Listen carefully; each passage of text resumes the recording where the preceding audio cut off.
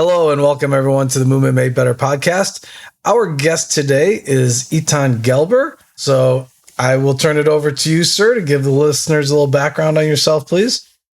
Thank you, Neil and Dennis, for the opportunity to be part of your podcast. It's a great honor and a pleasure. Eitan Gelber, originally from the land of milk and honey and no money, Israel, born and raised over there. My journey with movement started from very young age. I actually, at the age of 3, almost died from bacterial meningitis. And I had a lot of problems with balance and coordination. So the physician told my parents after I recovered, after they did different assessments, that you should probably send your son to some martial arts. They recommended judo because judo was more prevalent back then in Israel.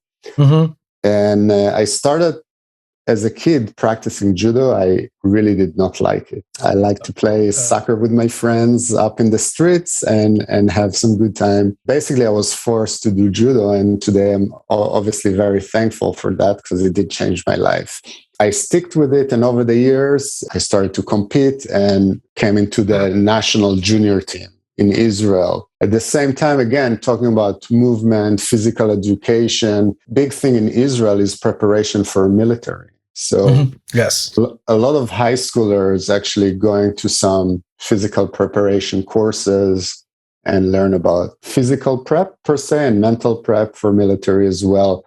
So those two combinations were early influencer on where I want to go. And a few months ago, I found an old notebook when I was in 3rd grade and said, what do you want to do when you're going to be old? And it looks like I want to be like physical instructor or something. It's just funny that since then, the vision was quite clear for me of what I want to do. After the military service, I traveled the world a little bit. I enjoy surfing also. I enjoy the ocean. And I decided it's time to become serious and get some degree. So in Israel, people go to university after 3.5 years of military service, a little bit different. In the military, I was lucky enough because I was a good judoka. I was able to get special conditions to go and keep training with the national team. So I took it quite seriously and I competed a little bit internationally. But my real desire, I was always interested in human body beyond the competition. And I always saw myself as a role to help others. And after the military, I traveled the world a little bit, specifically Central America, and decided to come to the promised land of California to seek for my education. And I chose to come to San Jose for a few years. And I went to San Jose State. Yep. It's a national training center for judo. So that was one of my main selection. I was interested in athletic training in that profession. I had to give my parents a reason why I should go to the US. Yeah. You know, that profession doesn't really exist in a lot of countries. You have the physios, you have the performance coaches or strength coaches. So I found something that is unique that I can study in the US. So that was my excuse to get out and come over here. And once I came, I never left. Basically, did my undergrad. During my undergrad, so I started to practice judo with the San Jose State Judo Team. Very big tradition of Olympic champions, world medalists. And I noticed after practicing in Israel in the national team, we had a strength coach that used to be a master competitor in Olympic lifting and in sprinting. He was actually world rank. Back then, he was in his maybe mid-60s, and we got drilled like this is part of your training of judo. We're doing weight training, we're doing a little bit of movement training, and we do some cardiovascular training or aerobic training or sprints, etc.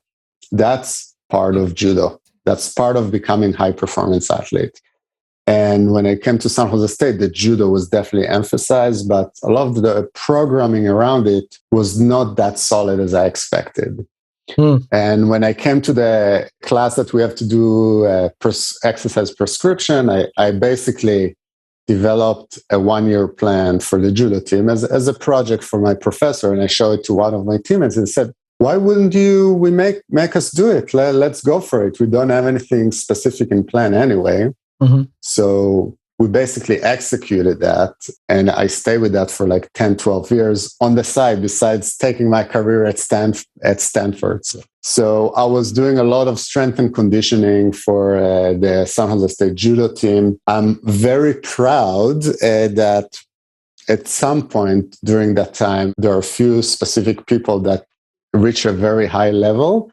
Mm-hmm. And I wouldn't say it's because of me. They're very special individuals. One of them is Chuck Jefferson that we just talked about earlier, that he won the Pan American Championships 2 times and was a national champion as well. And a lady by the name of Marty Malloy, she was Olympic bronze medalist in 2012, arrived to San Jose State when she was 18, was quite on the target back then as well.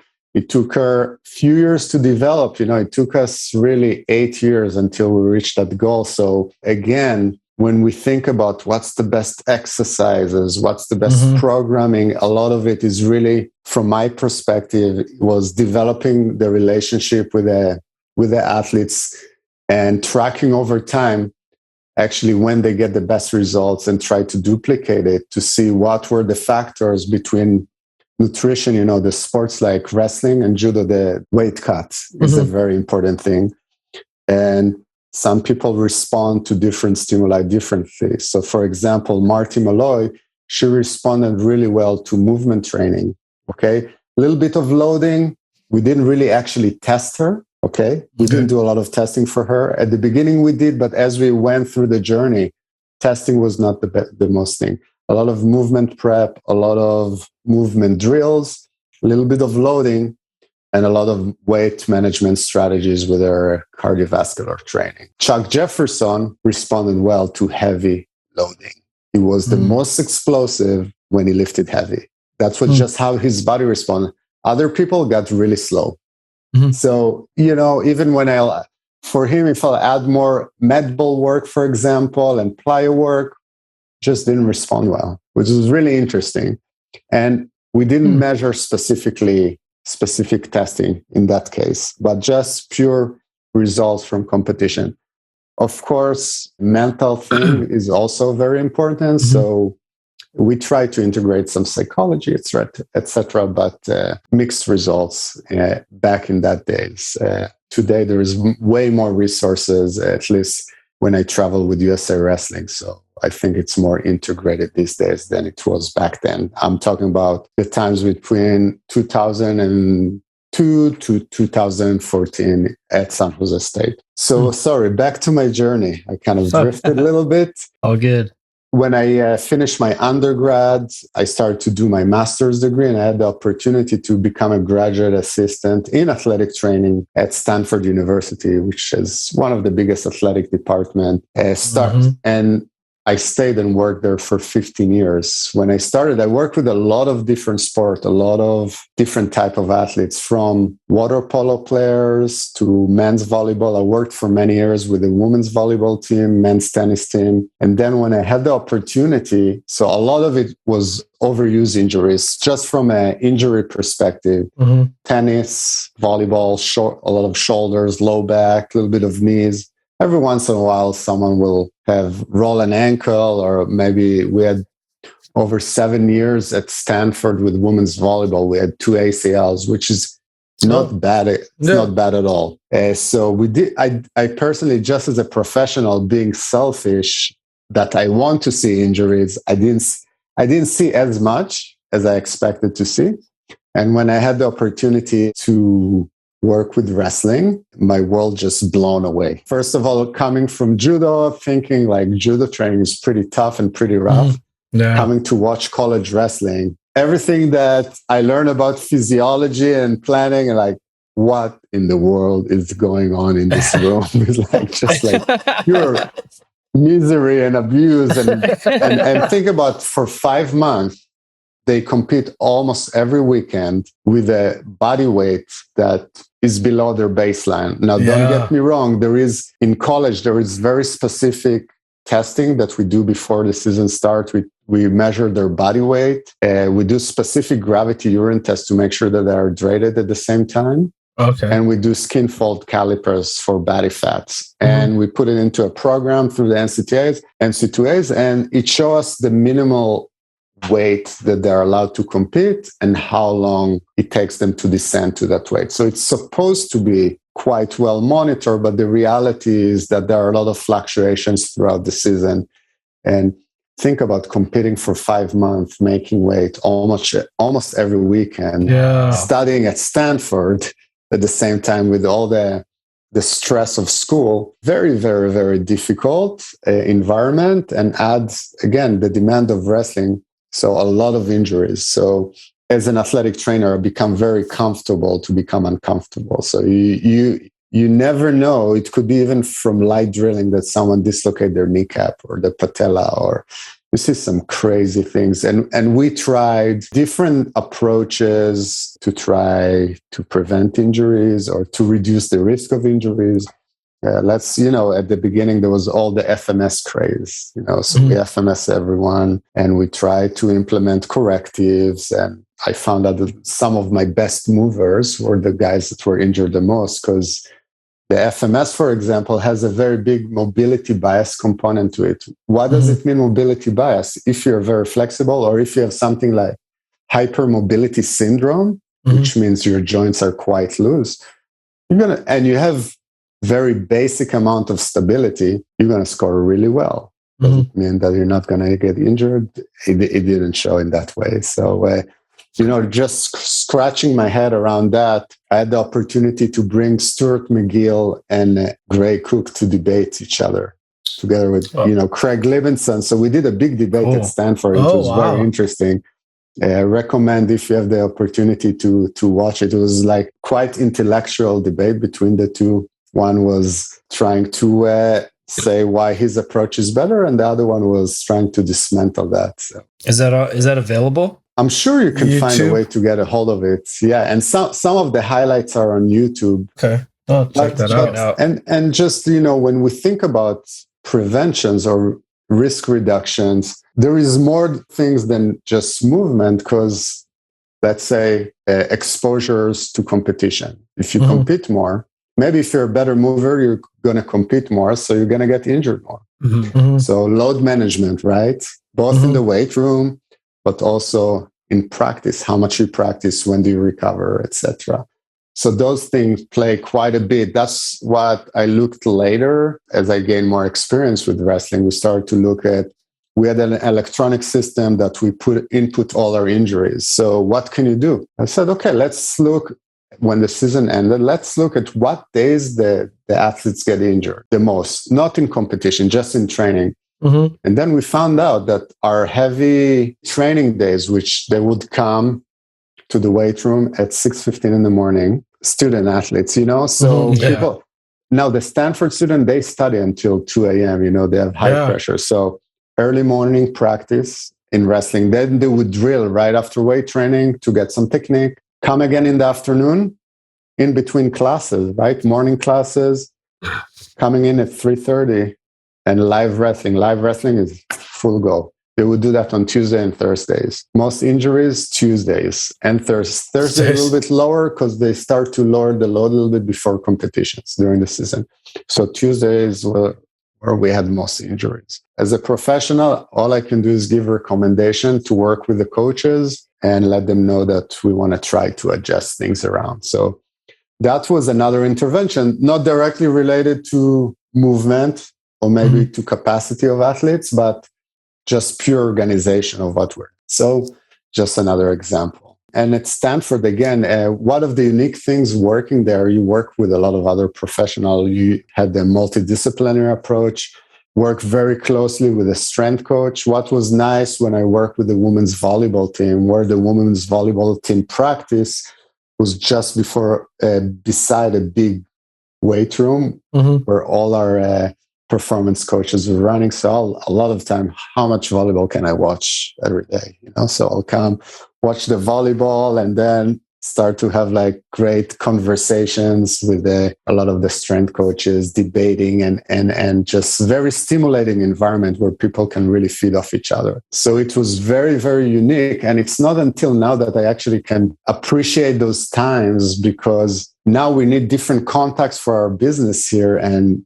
my coworker asked, do you know anyone that deals with that? I said, actually, yeah, he's now with the Phoenix Suns. Or yes, he's right there in the Olympic Training Center. Or yes, I know that doctor and that doctor. So being in a rich environment with a lot of people and also a lot of visitors that come from all over the world gave me and the other people that were working at that time a great opportunity for networking and really expanding the knowledge. So yeah, so that's in a nutshell. And I can tell a little bit about what I do now. Whatever you guys are interested, so we can take it to different directions. Yeah.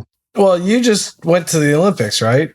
That's correct. So what I do now, I'm on the USA Wrestling medical team rotation, which means I'm a volunteer, and I do it because that's my passion. That's what I really enjoy doing. And twice a year, it really depends on the dynamics of the rotation. I provide medical coverage to when I go on trips, not just medical, but support wherever is needed. I will help the strength coach, the dietitian.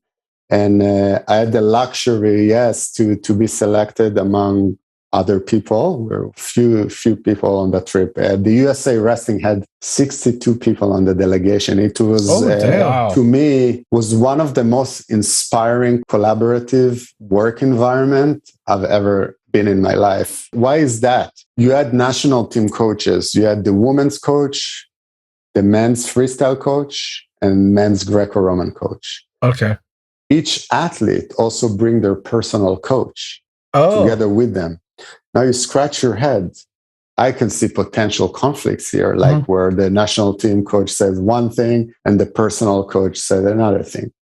Not only that, you had personal coaches, a lot of the centers for women, it's primarily in the Olympic Training Center in Colorado Springs. There is another good one in Arizona State University. But in the men's, it's mainly Penn State University, Cornell, and University of Minnesota at that specific Olympics. So it's in universities, and usually between universities, there is those rivalries and how all that's going to work. But once we got there, it seems like everyone were very low key. I thought low stress. And you would see the Cornell coach working sometimes with the women's team, and the Penn State guy helping Kyle Dake, who was a Cornell guy. And there was all that collaboration, and they're like asking each other questions. Everyone has the same target, right? The same goal. We want to bring Olympic medals. So everyone really put their ego aside and just work together. It was so impressive to see. And the same with all the support staff. It was a great strength and conditioning coach, a Mason from the Olympic Training Center, the dietitian, Rob Skinner. We had two other athletic trainers, Corey James and Shelby Hopkins. Corey was one of my graduate assistants. He's the head of USA Wrestling sports medicine now. So everyone worked together quite well. We had 2 weeks up in the mountains in a secluded area, training camp before we arrived. Very, very smart from the USA Wrestling. So 2 weeks pre-competitions. Everyone got together. All the teams trained together. There was a small traditional Japanese hotel with at the bottom floor, it's called onsen. My wife is from Japan, by the way, so I know a little bit about Japanese culture. Onsen is like a Japanese bath. There is the same in Korea, right? It's like you have the cold bath, the hot tubs, you have saunas in there. So in the hotel, in the bottom floor, you had that. We had actually, I got lucky that we got a nice room, tatami mats, and they put some nice bed on top of that. And we had our dietitian did tremendous work, Rob Skinner, working together with a chef to create. At the beginning, it was more westernized food, and slowly they started to sprinkle more of the traditional Japanese food. And he was worried that our dietitian was worried about it, but everyone just loved it. Just a little sushi, a little bit of curry, a little bit of specific yakitori, different type of food. And they had enough variety. Some people are gluten-free. Every athlete has their own little craze with diets. according to what they're used to and their belief systems. And the chef really tried to cater for everyone. So it was really impressive. Everyone asked me, how was the Olympic? I said, it was great food. We got a lot of medals, but I ate really well. So, So yes. And then, so we did that for 2 weeks. In the morning, it was really interesting. We had 1 hour that we were allowed. They kept us quite tight because of COVID in that small town. Yeah. So we had 1 hour in the morning that we were allowed to walk outside. Can you imagine? Wow. So it was in nature. There was a nice creek behind our hotel and we would walk, and they had people watching us basically that we make sure we don't go off trail. Oh, okay. And then we'll get back to the hotel, and around 9 o'clock, bus would leave to the training facility where we had a weight room and it was like a big basketball court with big mats for wrestling. So it was nice environment, very nice. We usually, between all the teams, as someone that covered the practice, if something happens, if anyone needs more help, we would go to that facility twice a day in between meals. And that's it, back and forth, about 30 minutes drive from the hotel to the area, to the training. So we spent 2 hours driving for the support staff every day. And we could also train ourselves. So it was fun. It was very, very good environment. And we had enough support staff to help each other cover, which was great. And after 2 weeks, some of the teams started to migrate back to Tokyo. And then I stayed with the second group that stayed in that small town for longer. And then I returned to Tokyo as well. And over there, again, very smart from USA Wrestling, they chose not to stay in the village, which I would love for it. But the village was far away from the training competition, from the competition arena. So we stayed in a hotel just by the competition arena, which was nice, because we had a little bit more freedom to sneak out to the mall behind our hotel, which was nice, and eat some more good food. Yeah. So over there was some connection with a Japanese high school coach who was kind enough we were able to arrange in the hotel a training facility for wrestling. And as well in the competition arena, there was facility that people can train. And we arranged a treatment room, and we brought through our connections a device that was developed at Stanford to cool down your core temperature quite rapidly through the hands, called CoolMate. Not that I'm promoting anything, but our group here at my work, we enjoy helping. There's a doctor of biology at Stanford in thermoregulation. His name is Dr. Craig Heller. Okay. Which would be interesting for you to interview as well. Yeah. That it's a device that we used at Stanford for many years, but for some reason it never got to the market. And they have actually a lot of research both on wrestlers and on strength training or weight training, and the ability to use it between sets and to actually increase the capacity. So you'll be able to, let's say, they did a study on pull-ups, and I heard about this. On one group they used the device between the sets, on the other group they did not, and they follow up over I don't remember on top of my head, 8 weeks, maybe 12 weeks, and then they saw that they were able to sustain much higher volume of pull-ups between sets. Basically, let's say you're going to go 10, you're going to go again 10. One group started to decline with each set, the other one stayed almost the same, or not as much of a decline. Now, Tokyo, Japan is very known for the humidity in the summer and the heat. So we brought few units and we use it on few specific days when the heat was on. Yes. And the US did great. They got 3 gold medals, 2 silver and 4 bronze. Is one of the best results for USA Wrestling for a long time. So we came back home with a really good feeling, and it was hard to come back to reality after that, being in that kind of adventure. How many athletes were there for the wrestling team? 15. And they each brought a training partner. So it's 30 athletes, and you had coaches. And so we have to take care of everyone. Yeah. Because if some of the coaches, like the Penn State coaches, also some of the Cornell and the women's coaches, everyone is wrestling. everyone is training. And surprisingly, also coming from college wrestling, at least from where I was, it was brutal training. So I'm expecting, okay, let's see what's going to happen now. But it was, they taper really nice. They had a few days that was a little bit harder. They did like matches, but in very small volume, high intensity, small volume, very typical taper. Very, very good to see. And like, I almost like, are they actually gonna compete? Because some of them, they practice maybe for 40 minutes, 45 minutes, then they shoot hoops, play basketball, or a lot of them will take a day off and they'll still come in. And again, something that just calm your mind and not you won't be in it so much. And it was really, everything was, I thought, designed perfectly. And very, very enlightening, and the result didn't lie. And again, that was just 3 weeks or 2 weeks up to the competition. A lot of the work were done in their facilities before Tokyo, obviously. I'm sure all the blood, tears, and sweat were happening somewhere else. But once they got to Japan, I think it was already the fine-tuning of techniques, a little bit of high intensity for short periods of time, and up they go. Did amazing. So going back to the cooling thing, I know like what I've heard is the hands, the face, and then the bottom of your feet.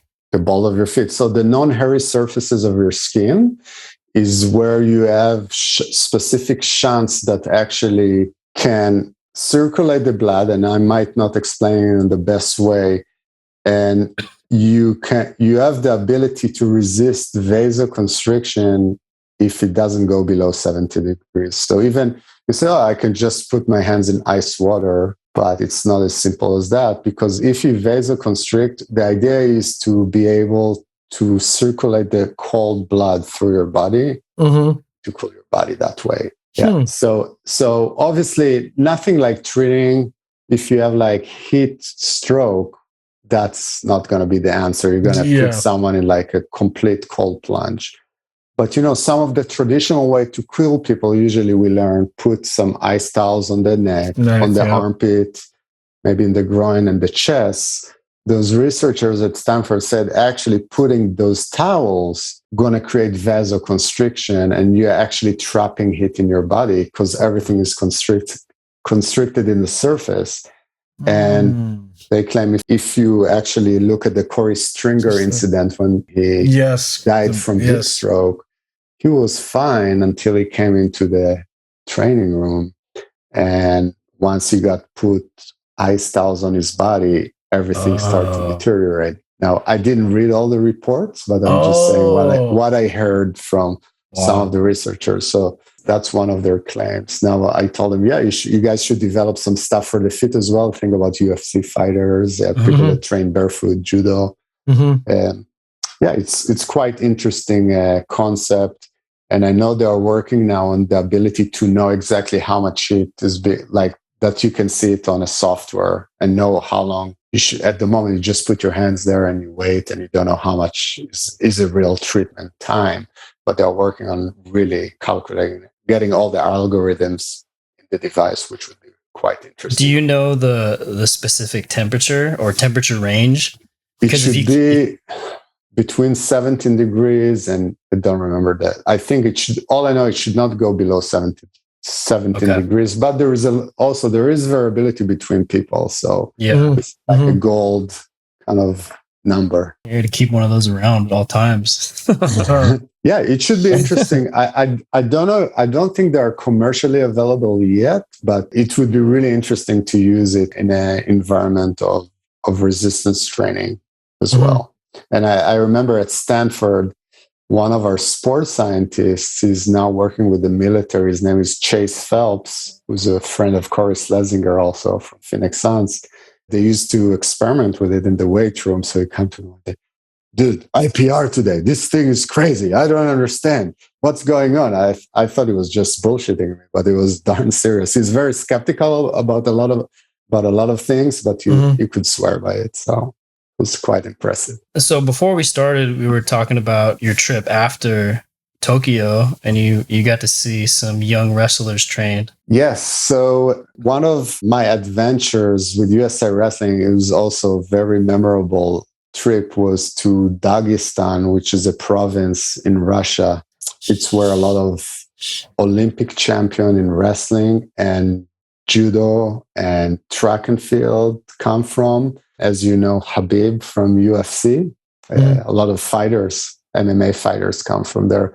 And sometimes you wonder why, like what's so unique about this place that a lot of good people come from. So if you look at Russia wrestling, the amount of medals that they have is unbelievable. But if you think, oh, it must be a very popular sport in Russia, it's actually not. Most of those fighters or grapplers come from two main provinces, Dagestan, and there's another one that I always mess up the name, so I'm not going to say it, which is by Chechnya, that they come from there. And it's actually a very small area where the culture of combats and strength is very prevalent. So it was very interesting to see, talking about long-term athletic development. Some of the USA team came there for training camp, and then there was a competition after that.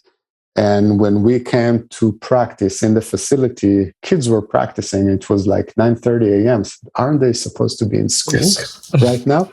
So apparently they train in wrestling from 9 to 11. They go to school for like 3 hours, and then they come back again and train. And again, what I observed, first of all, their technique was amazing. And those are kids like 8, 9 years old, maybe 10 years old, very smooth.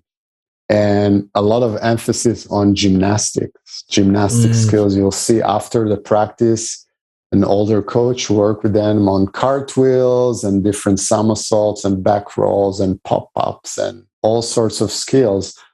And it became quite apparent to me that in that area of the world, probably the best coaches don't work with the national or Olympic team. The best coaches actually work with the kids, with the children. They emphasize the long-term athletic development, give the foundation of the base that will stick with them throughout their career. So I think maybe we got it upside down in the West, maybe not. Here, if you want to be the best coach, you probably NBA coach is the best, right? Or the best coach of football are in the NFL. But what if you're going to flip it around and send the best coaches to work with your kids? What kind of athletes you'll get there? So it's interesting. And talking about coaching in general, I think talking about just sports, pure sports coaches, I'm not talking about us as professionals. In a lot of other countries, to be a coach, a lot of them have like PhDs. I went once to give a talk in Greece. I'm afraid just PE teacher or no, volleyball coaches, you'll be fine. No, each of them has a PhD. Who am I? Just because I had to work at Stanford, I'm coming in. And there was a big auditorium, and they had translators in the back, like with headphones, and everyone's sitting with headphones. I felt like I'm in the UN. And and this guy is a PhD, and I'm here talking. So what they're saying, in other countries, you have very good basis, theoretical basis of teaching and of sports science. However, what the Greeks at least told me, we have a lot of theoretical knowledge, but our practical knowledge is lacking. We're not really good at it.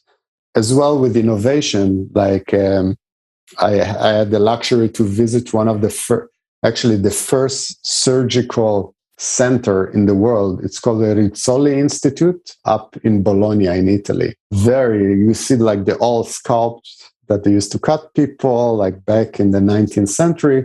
But they're saying, we have a lot of tradition, but we're stuck too much in our tradition that we cannot move forward, which was interesting perspective, east to west, right? Or even though Italy is still a west, but like the old world and the new world. So innovation is definitely in this place, maybe Australia as well, right? It's a relatively new country, so a lot of new ideas are coming, where in other countries you have a lot of traditions. So back to Dagestan, what was really interesting, it's a Muslim, Dagestan is a Muslim state. Wrestling is, you wouldn't see women's wrestling over there. Oh, okay. So you will not see women wrestling. And it was really interesting during all the day of competitions, we wouldn't see women in the arena. But then the last day of the competition was like the ceremony before the competition, they had like specific dance, kavkas. They're from the Caucasus, you say it in English. Dance. So all the women, suddenly you see all the women from all the town coming to watch the ceremony. As soon as the ceremony is over, they left. They didn't stay to watch the final. So it was quite interesting to see. The food is phenomenal. Again, I really enjoy experimenting with the foods, and probably one of the cleanest kitchen I've seen in my life. I was, as an athletic trainer, you're always when you go to foreign countries, you're always in the search for ice. Mm-hmm. So, okay, where can I get ice? It's not as prevalent like in the US. You always have ice machine everywhere. Where I'm going to, go to the kitchen. So, God, I don't want to look into that kitchen. It's probably going to be, I'd rather not look at what I ate, just eat it. But it was like few people in the kitchen scrubbing everything, and one of the most cleanest places I've seen in my life. Actually, as far as kitchen. You had mentioned you were seeing photos of what we would consider really unconventional types of training techniques over here. Yes. So we had our training facility, and around the training facility, there was a big track. And all around the track, by the sides of the track, on the fence, you had big posters of all the wrestling champions, the track champions, judo, etc. And then you had the local champions of like different type of strength competitions, people that bent irons with their hands. You see an old woman like lifting kettlebells with her mouth, or doing like crazy strength challenges. Yep. I really enjoyed your talk with Steve Couture talking about kettlebells. They use even kettlebells as door handles in Dagestan. It was just, fascinating. And then no fancy equipment. Like I work now in a company that we do a lot of data analytics and sports science, but over there's a lot of tradition, a lot of old equipment. They train, their weight room is actually outside in the courtyard, and they train outside. They do their strength and conditioning. They do a lot of band work with movement. They do a lot. So that was another interesting conversation I had in the trip to Japan. One of the women's coaches is a coach from Russia. And we had he was studying, like we said, in Russia, to become a coach, you go and study, your degree is in wrestling. So what did you study? I study wrestling as my degree, basically. And they studied that like weight training could be detrimental because it decreases your sensory input for wrestling. So he said, I don't know if there is scientific basis. He said, that's the first thing I heard, but it's not surprising me because when I grew up in Israel at some point with the national team, we had a Russian coach as well, and we'll do weight training. And right after, and that's what he said also, right after you got to go and do some technical work so you won't lose the sensory input that you develop over the year. So there are a lot of belief system about resistance training. What I saw in Dagestan is people do resistance training. So they had different machines from the 80s, they had the kettlebells outdoors, but then all the wrestlers gathered, they did their weights outside. And then at the end, they're all with sweats and they go and they do a little bit of grappling after, super light, just to keep the movement. And they do some band work. And that's just their methodology. They're very, very mobile comparing to, I wouldn't say US based, but less stiffer. Because again, some of our wrestlers are incredibly mobile. Like to be good wrestlers, you got to have good hips. There's no other way around. Their hips are amazing.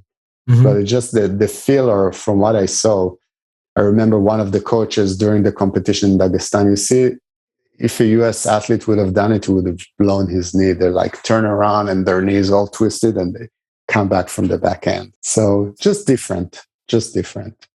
Again, US wrestlers are very skilled, but I think the physicality of the US wrestlers is, everyone knows it's going to be a dogfight when they go against a US wrestler. Very, very physically aggressive and very well conditioned. I didn't see one US wrestler during the Olympics like gassing for air. Everyone was in top-notch conditioning. Are they still using these old techniques in that village then? Still today to train? In Russia, do you mean? Yeah, in Russia when you were there. The old techniques you're talking about, For like the, what they were doing with the kids, are they doing that with the Olympic team? In Russia? I don't know. Oh, okay. But what I saw, a lot of those coaches that I saw in Dagestan, I saw them in the Olympics. I saw them on the side. Oh, okay. Some of the Olympic champions from Russia is from the same small little town. I was like, oh, I know that guy. I saw him on the trip. He was there coaching the local club. So it's really impressive. What is also really impressive, in a way, the US did it on that trip. In Russia, from what I understood, talking to some coaches, your personal coach or the coach that coached you from childhood, he follows you around. So it's not like here that you go, you are in high school, your high school coach lead you over to the college coach, lead you over to the national team coach. No, they keep coming with you. You're going to have your national team coach, but your individual, you stay loyal. Here is more common to move around, switch around. So it's just different approach, which I thought was very interesting. I'm not saying one is better than the other, just different approaches. That is really interesting because you think about long-term athletic development, right? And if you have one coach that whole time, the coach can truly see your progression, all the nuances, and they know you better than anyone. Correct.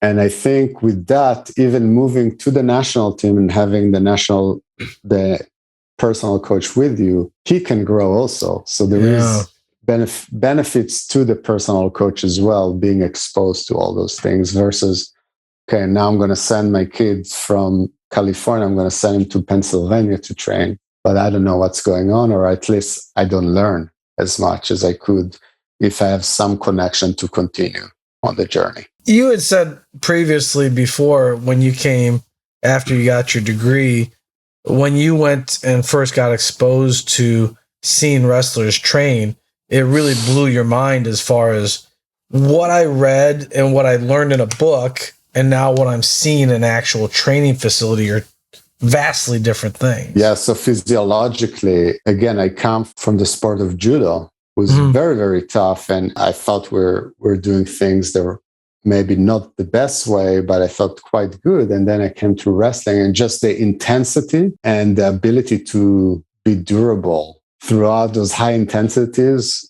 for a long period of time. Most of them were able to, and their mental states, their toughness. I personally, and I'm talking about college wrestling specifically, because that's the one that I was exposed to, was just doing bike sprints or like intervals, the airdyne intervals, and then going to wrestle right after that. Like, guys, crazy.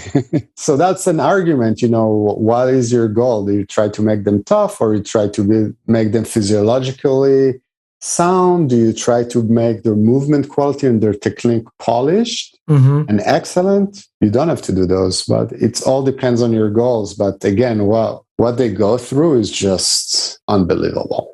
So I thought probably on the toughness level for me, people think about endurance sports, something like triathlons or 100 miles run. For me, it's just doing the same thing, or like you're in a repeated mode and you just keep moving. Here, someone constantly trying to rip your head off in a way, if you may. And you got to do it over and over again. Or their drilling is like hard drilling, just hard drilling. It's technique, but it's just hard, very hard, over and over and over. And then on the other side, there is flow training. So some of the other wrestling approaches make wrestling more playful, not as banging your heads. There is time to bang heads, but then there is time to flow. That's, as a 46 years old, when I enjoy jiu-jitsu now, that's more or less the philosophy. I rarely go very hard anymore. Okay. But I enjoy the movement and I flow and I give some and I take some. It's a give and take game. It's not like I don't only take and try to submit someone or pass their guard, but I enjoy also putting myself in bad situation and see how I can cope with it and move around it and play with my partners, because at the end of the day, I want to come back and do it again. I don't want to get injured, be out for 6 months or whatever. It seems like that the flow would be a great time for learning technique too. Absolutely. And what happens when you go very hard, you limit a lot of options also. You're too focusing on not giving. And by that, you're limiting opportunities. So in my opinion, at least. Yeah. Well, I like what you said too, is putting yourself in bad situations to see how you handle it and not panic and not freak out, but to stay calm and be able to stay aware of what's going on. Yes. And if you lose, you tap and you restart. Mm-hmm. It's not competition, right? So people got to differentiate. And I'm myself, I'm not a competitor. So again, my mindset is different at the moment. So I look at wellness and longevity, and that's what I enjoy doing. And I want to do it until the day I die, basically. So this is one of my goals. Yeah. And now with what you're doing full time, wellness and longevity, that's your biggest focus, right? Yes. So we're at the moment I'm in a startup up in Menlo Park, close by Stanford. And what we're doing, we're currently working with high executives, VCs, CEOs, males and females, age range between late 30s to our oldest client is 86 years old. We have a quite comprehensive assessment between blood tests, DEXA scan, movement quality assessment, and we're doing different strength tests. We have force dynamometers that are doing isometric testing for the lower body. Force plates, if it's obviously we have some people with joint replacement, so we limit that, but we use force plates as well. Some basic push-ups and pull-ups, and the McGill core testing, and VO2 with lactate threshold. Our VO2 test is not running, is walking, because we want to do a test that we can test our 30 years old and our 85 years old. So it's a progressive treadmill test where we change the incline all the way up, and we increase speed as we find necessary. So we have a protocol with that. We create lactate threshold. Some of the aerobic capacity might not change much, but the lactate curve can migrate, and we can see improvement sometimes on lactate and not on VO2, especially in very well-conditioned people. So we do that. We have a nutrition assessment as well, and a cognitive test, which doesn't test your intelligence, but your ability to recognize objects and short-term memory, etc., through a VR, virtual reality unit. So we do all that, and then we follow our members all along the year. It's a year program, year by year, and we connect to their wearables. If you use a Garmin or an Apple Watch or whatever you will use, we built a platform, an app that's still building it, but we collect all their data and we give them weekly, basically recommendation based on the data, as well as we work with them physically. And we have clients from New York, South Carolina, Alabama. Majority of them are in the Bay Area, but and then we look into how we're going to scale it. So it's quite exciting. I work with very smart people, and I really enjoy it. It's different. It's not So this is the goal for life, right? With an athlete, in a way, it's much easier because I got to prepare you for those competitions. Here, they might have goals to climb the Himalayas, or a lot of them are golfers. If you need some business, Neil, I have a lot of golfers. So a lot of people that are obsessed about golf, which I don't know much about, honestly. So about the specifics, a lot of golfers, and we just those are their performance goals. But a lot of them, they want to live healthy life and then die, versus live long, but half of their last 10 years spent in a wheelchair. So it's very interesting, learning a lot, because it's a little bit of change of directions, but it's a much broader view, and really emphasizing a lot of things like assessing sleep. And we have a sleep specialist that work with us as well from the Olympic Training Center. I was just going to ask you about the sleep thing. Yeah, so really, really, for example, you can say 7 hours a day, a night, and etc. Or you can look at accumulation of 50 hours a week. Everyone has a bad night here and there. So Oh. That could be another metrics that we're looking at specifically, which is very hard as you get older. People sleep span start to be short enough. Shortens as you get older, right? Yeah. So what people are doing before they go to sleep, what people are doing during sleep, what are their drinking habits? A lot of with this alcohol is don't want to say problem, but it's an issue because we know that alcohol decreases sleep quality. You might fall asleep quickly, but the quality of your sleep, your HRV is going to go down, your resting heart rate is going to go up, and you will not sleep as good. So hard to recover.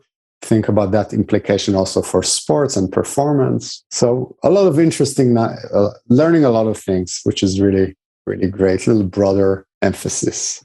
Cool. What's the company called? Or are you allowed to say the company, or is it not like a secret? Aperion Life. After we started that company, we found out there are there are other Aperion Life. Aperion Life, if you look, it's www.aperion.life. There's only like one page. It's a black box at the moment on purpose, and you're welcome to visit up here in Menlo Park. Yeah. It's really going to be interesting for you guys. You can think about how you can use some of what you're doing, and we can measure some things here as well. I saw that you had a publication, and it was entitled "An Outsider's Perspective from the Inside." What was that about? It. No, I didn't read it. I clicked on the link. Okay. And it wouldn't pop up. So I was like, I want to know what's the... Yes, actually. So it's a good one. I have a good friend, dear friend. He's a physical therapist from Santa Cruz. His name is Jeff Moreno. And at some point, it would be great for you to interview as well. If you're ever interested, I can connect you. We brought him into Stanford to give. He's really an expert in running and running injuries and working with some high-level athletes as well. And he has a startup as well.